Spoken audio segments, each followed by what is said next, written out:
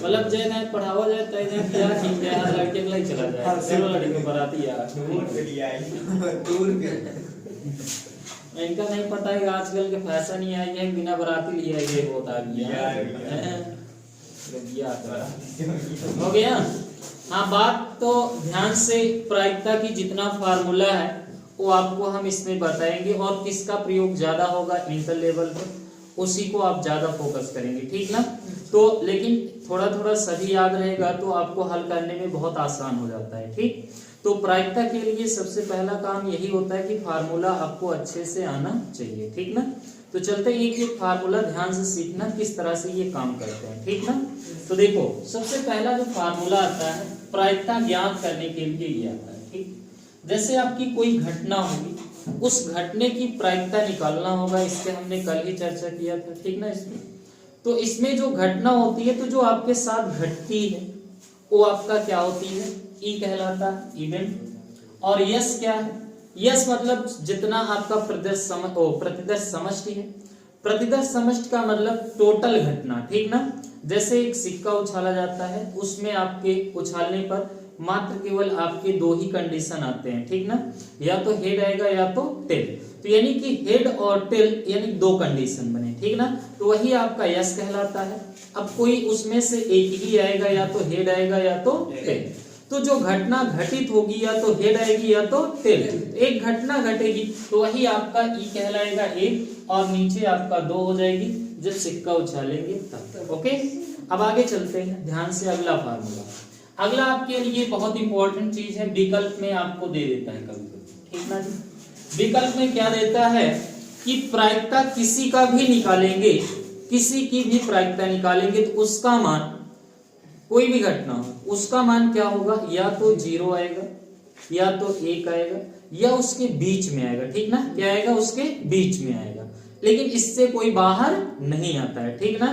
तो हमेशा याद रखना है कि प्रायिकता का मान या तो 0 या तो 1 या उसके बीच का कोई भी वैल्यू आएगी, लेकिन इससे ना ज्यादा आएगा ना इससे कम, ना 1 से ज्यादा ना 0 से, मतलब 0 से आपका ना कम होगा ना 1 से ज्यादा होगा, इसी के बीच में आपकी वैल्यू मिलेगी, ठीक ना। कोई भी प्रायिकता होती है। पहले ये चैप्टर था आपका कट गया है, ठीक ना, इससे संबंधित, लेकिन हाँ ये विकल्प में पूछा जा सकता है। ओके, फिर आगे ध्यान से, अगर कोई घटना निश्चित घटित हो रही है, ठीक ना, कोई घटना निश्चित है कितना घटेगी तो उसकी प्रायिकता हमेशा कितना मानोगे, 1। याद रखना निश्चित घटना की प्रायिकता हमेशा क्या होती है, 1 होती है, ठीक ना। निश्चित का मतलब आप पूरा का पूरा टोटल पता हो कि यही घटेगा, ठीक है ना। तो आपके दोनों की यानी कि जो घटना का संख्या होगा और प्रतिदर्श समष्टि की संख्या दोनों आपस में क्या होते हैं, बराबर होते हैं, ठीक ना। तब उसमें आपको कोई डाउट नहीं होता है, ठीक ना। तो आगे चलते हैं। फिर अगला, असंभव घटना की प्रायिकता 0 होती है। क्यों 0 होती है वो तो आपको पता है, असंभव। अब पासा उछाला गया हेड और टेल के लिए, ठीक ना। अब उसमें कहा हेड और टेल ना आए, तो अब हेड और टेल ना आए तो इसके अलावा कौन ऑप्शन आ सकता है, क्या सिक्का खड़ा हो जाएगा का, नहीं ना, ये असंभव है, ठीक ना। तो जब असंभव हो गया तो असंभव के लिए आपको क्या करना है, उसकी प्रायिकता 0 बताना है, ठीक ना। अब जैसे लूडो की गोटी है, उसमें आप कह दिया जाए संख्या 8 आने की, 7 आने की प्रायिकता बताइए, तो उस लूडो की गोटी में 1 से 6 तक ही अंक होते हैं ना, तो उसमें आपको मान कहाँ 7 के लिए प्रायिकता आएगी ही नहीं, तो यानी घटना कोई नहीं घटेगा, 7 अव्यय नहीं करेगा, इसलिए उसकी वैल्यू क्या होगी, 0 के बराबर होगी है। अब इसको ध्यान से, जब ये डैश का मतलब याद रखना, डैश क्या होता है, डैश आपके लिए पूरक घटना होती है, ये डैश, चाहे घटना डैश लिखो चाहे उसी घटना ए नहीं बताओ, ठीक ना। मतलब घटना घटित होने की प्रायिकता 1 होती है, घटना ना घटित होने की प्रायिकता, उनका योग सदियों 1 के बराबर होता है, ये याद रखेंगे, ठीक है। ये होता है, अगर ये बार हो या डैश हो, बात एक ही है। अगर एक घटना घटित होगी एक घटना नहीं घटित होगी तो उसकी वैल्यू दोनों का जोड़ेंगे तो प्रायिकता का मान सदियों क्या होगा, 1 होगा। भाई टोटल आपके पास पता है, जैसे आपने पेपर देने गए, जो ऑब्जेक्टिव क्वेश्चन है उसमें 4 क्वेश्चन और 4 विकल्प रहेगा। ओके, एक क्वेश्चन के 4 विकल्प। अब उसमें आपके क्या है कि आपने एक ही क्वेश्चन को टिक लगाएंगे, ठीक ना। तो आप किसी एक को ही चुनेंगे, तो ये घटना घटित होने की प्रायिकता 1 बटे कितना हो जाएगी, 1/4। ओके, और अब इसके बाद घटना ना घटित होने की प्रायिकता कितना हो जाएगी? 3/4 हो जाएगा ना। अब इन दोनों को जोड़ेंगे तो क्या आएगा? 4/4 इज इक्वल टू 1 आएगा। आएगा कि नहीं आएगा? तो इसलिए इनकी मान हमेशा क्या रहेगी? 1 रहेगी। इनको याद रखना, कभी भी घटना घटित होने की प्रायिकता दी जाए, ठीक ना, और पूछ ले घटना ना घटित होने की प्रायिकता, तो इसको उधर ले जाएंगे, एक में से घटा दिया करेंगे तो अगला मिल जाएगा, ठीक ना।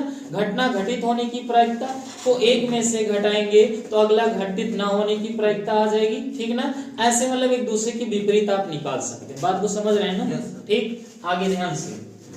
यहां से फिर हमने यहां पहुंचे कि अगर ई और यूनियन ई डैश अगर निकाला जाए, इन दोनों का यूनियन निकालेंगे तो देखो एक घटना घटित होने की प्रायिकता, एक घटना ना घटित होने की, तो संख्या आपको चाहिए, मतलब एक घटित हो एक घटित ना हो, दोनों का यूनियन निकालें, जोड़ लेंगे तो टोटल संख्या एक ही तो आएगी, आएगी कि नहीं आएगी? कहने का मतलब ये हो गया, अब जैसे आपने सिक्का उछाला था, हेड आया, तो हेड आने की प्रायिकता कितना हो जाएगी? हेड आने की प्रायिकता 1/2, और टेल आने की प्रायिकता कितना हो जाएगी? 1/2। होगा कि नहीं होगा? अब इसी में से आपसे ये कह दिया कि इन दोनों का इंटरसेक्शन निकालो, तो यानी कि अगर हम ई और यानी कि आपके हेड आने की प्रायिकता और टेल आने की प्रायिकता का दोनों का इंटरसेक्शन निकाले एच, और फिर क्या हो जाएगा? यूनियन टी, तो इनकी दोनों संख्या कितनी हो जाएगी? 2 के ही बराबर आएगी ना। हेड और टेल 2 ये कंडीशन है, अब इससे ज्यादा होगा नहीं, तो इसलिए यानी कि कहने का मतलब ये टोटल घटना आएगी और टोटल संख्या आ जाएगी, तो बटे टोटल घटना को मान देंगे तो आ जाएगी संख्या आपकी। नहीं समझ में आया? ठीक ना, हम इसको फिर से समझाते हैं, आप समझने की कोशिश करेंगे, ठीक ना। तो देखो ये हमारी ई क्या है?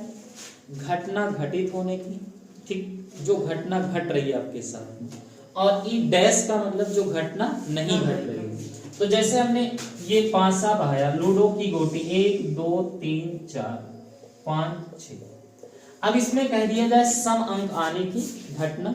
ओके, सम आने की घटना क्या होगी? ई बराबर, ओके, मान लीजिए, तो सम में क्या आएगा? 2 4 6, ठीक ना। अगर इनकी प्रायिकता निकालना हो तो पीई बराबर आप क्या करोगे?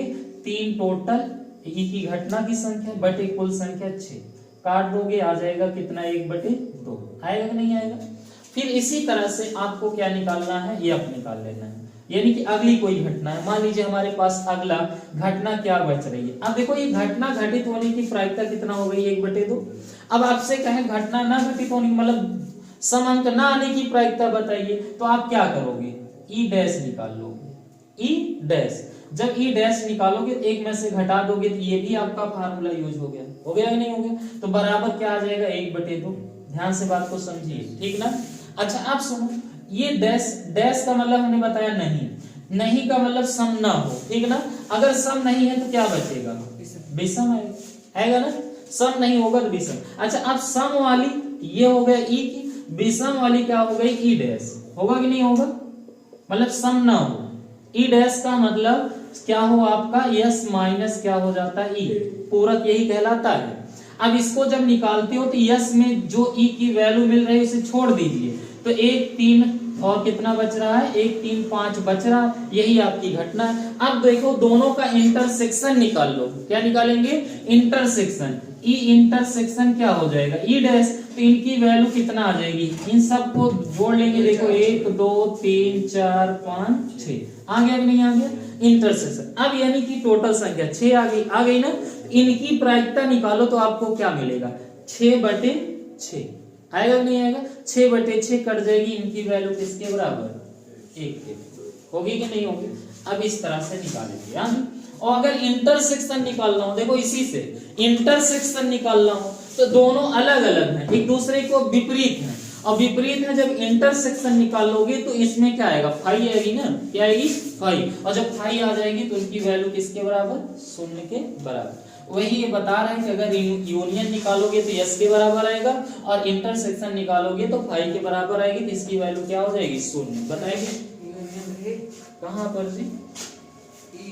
ये हाँ जी यूनियन। ओके ओके, ऐसे। अब आगे ध्यान से, अब यहाँ से ये मिल गया वैल्यू आपको, इसमें अब कोई डाउट नहीं होना चाहिए, ठीक ना। अच्छा अब इसके बाद अगर किसी का प्रायिकता का ए डैश नहीं है, जैसे कोई घटना है और कहा गया घटना घटित न होने की प्रायिकता, और फिर से कह दे कि घटना फिर से निकालो कि न घटित होने की प्रायिकता, तो फिर से क्या हो जाएगी, प्रारंभिक घटना के बराबर आ जाएगी। ठीक है ना, 2 बार डैश निकाल लेंगे प्रायिकता तो उसका मान पहले वाली घटना की प्रायिकता के क्या आएगा, बराबर आएगा। ठीक है ना, तो इस तरह से। और सबसे मेन फार्मूला ये है आपका, इसी का यूज करेंगे, सबसे इंपॉर्टेंट फार्मूला। ओके, सबसे इंपॉर्टेंट फार्मूला इसी से यूज होना प्रारंभ होगा। ठीक ना, अब देखो यहां से पी ए यूनियन बी बराबर पी ए धन P B minus P A intersection क्या लगाओगे, पी। अब देखो कभी कभी आपको इंटरसेक्शन की जरूरत पड़ेगी तो यूनियन दिया रहेगा। ठीक ना, तो यूनियन को इधर कर देना, इंटरसेक्शन को इधर कर देना, फार्मूला तैयार हो जाएगा दोनों का। ठीक ना, जो भी निकालना है। अब इसी फार्मूला से आगे सारे मान निकलते रहेंगे। अब देखो अगर ए और बी परस्पर अपवर्जी घटनाएं हैं तो आपको पता है कि इंटरसेक्शन की वैल्यू 0 के बराबर होती है। ठीक ना, अपवर्जी का मतलब समझ रहे हैं ना, अपवर्जी का मतलब अगर ए और बी इंटरसेक्शन निकाला जाए तो इनकी वैल्यू क्या आ जाए, 0 के बराबर है, यानी फाई है। ठीक ना, तो जान लेना वह क्या है आपका, परस्पर अपवर्जी घटनाएं हैं। क्या है, अपवर्जी घटनाएं। और जब अपवर्जी घटनाएं होगा तो यानी कि इनकी प्रायिकता इंटरसेक्शन की 0 हो जाएगी, तो किसके बराबर होगा, यूनियन। ध्यान से देख लेना, पी ए यूनियन बी बराबर क्या हो जाएगी, पी ए धन पी बी हो जाएगी, हो जाएगी ना। फिर आगे, अब ये तो आपने सीखा है, कोई दिक्कत नहीं है। फिर ये देखो अगर ए नहीं लिखा है, ये बार लिखा हो या डैश, बात एक ही है, और या कभी कभी ए बार के बजाय इसे लिखा रहेगा नहीं, तो कोई कंफ्यूजन नहीं होना चाहिए। ठीक ना, ए बार नहीं, इंटरसेक्शन बी। ठीक, और बी इंटरसेक्शन के स्थान पर भी आप ध्यान देंगे, कभी कभी इंटरसेक्शन के स्थान पे यहाँ लिखा रहेगा क्या, यहाँ देखो किंतु लिखा रहेगा। ठीक ना, क्या लिखा रहेगा, किंतु, तब भी जान लेंगे हमें इंटरसेक्शन निकालना है। और फिर यह लिखा रहेगा, जान लेना हमें क्या निकालना है, यूनियन निकालना है। ओके, क्या लिखा रहेगा, या, तो तुरंत समझ लेंगे हम क्या निकालेंगे, यूनियन निकालेंगे। ठीक ना, और अगर और लिखा है तो क्या निकालोगे, इंटरसेक्शन। क्या निकालोगे, इंटरसेक्शन। इतना याद रखना दिमाग में। ठीक ना, या मतलब यूनियन, और मतलब इंटरसेक्शन, किंतु मतलब इंटरसेक्शन। ओके, और डैश का मतलब नहीं।